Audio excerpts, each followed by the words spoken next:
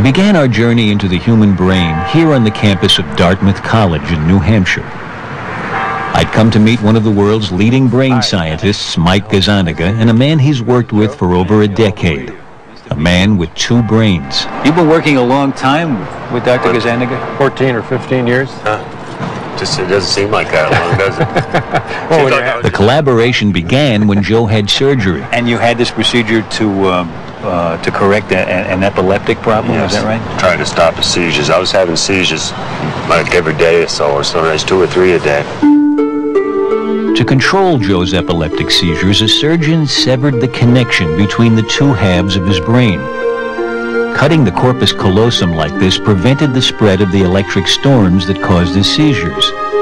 But it also prevented the left and right halves of his brain from communicating with each other. In the years since the operation, Joe's epilepsy has been under control. He now earns a living at an egg farm, and in his everyday life, he's largely unaffected by the fact that his left and his right brains work independently. Do you feel any different when you think about something than you did, any differently from the way you felt before the procedure?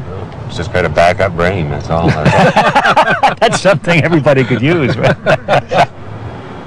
I found out how true that was right away when I was asked to draw a different shape with each hand.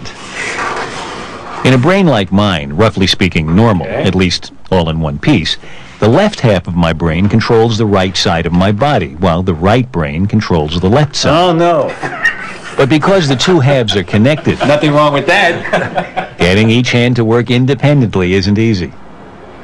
Well, we're seeing the fact that Alan's hemispheres are connected, and that the motor messages from one are confusing the motor messages in the other. I was just drawing an upside-down duck. Okay. But when Joe is given the same task, his two hands operate as if controlled by two separate brains. What's happening is that each half of Joe's brain is given a separate instruction. He's asked to fix his eyes on the cross in the center of the screen. Anything flashed to the right of the cross goes only to his left hemisphere. Things to the left go to his right hemisphere. Because the two don't communicate, each hand does only what its half of the brain sees. Wow, look at that. It's really like two different people doing the same. That's right. Same task. That's the idea. Okay, Joe, I want you to keep your hands out in front In of an you. experiment that's now a classic in brain research, Hemisphere. Mike Gazzaniga over 30 years ago used a similar setup to find out if the two halves of the brain are specialized to do different things. Ship. Joe is being flashed a word only to one half of his brain. Words flashed to the right Storm. are seen only by his left brain, and Joe can report seeing those words just fine. Piano. Good. But when a word is flashed to his right brain, Didn't see that. Okay. Joe, I'm going to ask you but now watch what happens. to draw that with your left hand.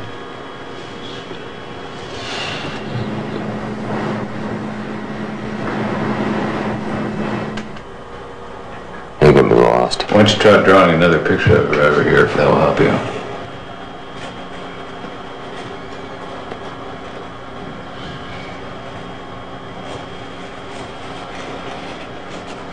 Oh, phone. Oh, okay. There. It's almost as though somebody has given him a secret communication. That's and right. now he knows that it's a telephone. But up until then, he was blind to it. Exactly. When Gazzaniga first did this experiment, it instantly proved that the ability to speak resides almost exclusively in the left hemisphere. Not until he sees what his right brain is drawing is Joe able to name it. He said church, didn't he? After looking at the picture. But he had to figure it out about as long as we did. That's really interesting. It's a picture here of somebody communicating almost with another person. And the communication is not occurring inside the head, it's occurring out on the piece of paper. Yeah. Blob. I don't know. You want to draw a little bit more? So far, Joe has been seeing only one word. Cat. That's a cat Things get sound. even stranger when he's flashed two words, each to only one half of his brain. The right hemisphere saw toad. And so his left hand draws a toad. So there's the toad.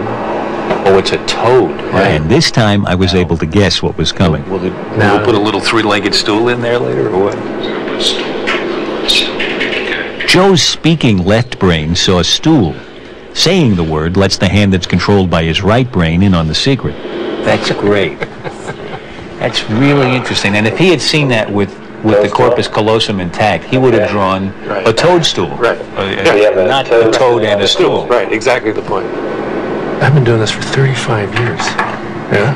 And It gets me every time. Yeah, it must. This time, instead of naming the word, I want you to point to the word. Again, Joe sees two words simultaneously. Bell goes to his non-speaking right brain. Music to his speaking left brain. When asked to point to a picture of what he saw, he chooses Bell. But when asked why, Okay, why'd you pick that one? Music. Music? and when asked to explain, It was music, bell, and it was a few minutes ago. Last time I heard any music was coming from the bells out here, banging away. So the bell's outside here. So they couldn't have answered me. what's extraordinary is that Joe's speaking left brain concocts a plausible story of why he pointed to Bell, even when some of the other pictures more obviously represent music.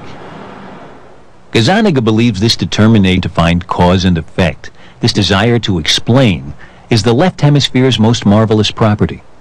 One of the unique things to the human brain is this need to interpret why two events occurred. What was the antecedent to this? What caused this? And if you can imagine that a species like us that has that little chip in its brain that asks those questions is going to survive rather well, because it's going to figure out more about the nature of the world than a species that doesn't have that. Okay, Joe, I want you to keep your hand. But as I was about to discover, the right brain has a very useful survival skill all its own. Figure. What do you think will happen here? So for you, we're doing a live experiment. Never done it before.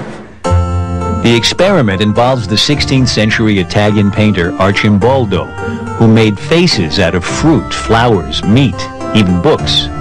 From other research, there's reason to believe that the ability to recognize faces is located exclusively in the right hemisphere. So Mike wondered if Arcimboldo's paintings would look different to each of Joe's two brains. So will his left hemisphere say, I saw a potato, I didn't see a face? And will his right hemisphere say, I saw the face, and not comment on the fact it was made out of a potato? You're going to see a figure followed by a choice of two words. If this works, it'll be terrific, but we'll see. So here it is, live. Okay? The first painting goes to the right hemisphere. And Joe points to face. Down. The next painting goes to his left brain. And this time he points to fruits. Mike seemed pleased. Are you having a moment? This is too good. Again to the right brain, and Joe sees it as a face. Point it down. But to the left brain, Face made out of books. Point it up. Put it in books. Are you happy with what you're doing? It's unbelievable. He's doing it. You see that? It's good. It's going so fast. It's shifting from left to right so fast. I can't keep up with you. You're used to looking at this. When you show him a face in the right side, the left hemisphere, Yeah. he's focusing in on the elements that made up the face. Yeah. When you show him the exact same picture in the left field, going to the right hemisphere, he's focusing on the face and not the elements. And not the elements. If you came down from another planet and you saw faces and vegetables, you might not think there was much of a difference among them. But the brain seems to be made up in a certain way to say faces are very different from other objects. That's right. And one side of the brain specializes in faces. Exactly right. Exactly right. It is an adaptation that we have to detect upright faces. It's a very important. You can imagine in an evolutionary time that all of a sudden you have the ability to detect quickly an upright face. You want to read the expression on that face. You want to know if it's friend or foe. You want to have a set of questions about that face. the right brain might be skilled at recognizing faces. But when it comes to what gives the human mind its power, the ability to reason, to invent, to interpret the world around it, Mike Gazzaniga's 30 years of research has taught him which hemisphere he wouldn't want to be without. The old phrase around our lab is, don't leave home without your left hemisphere. That's where the action is.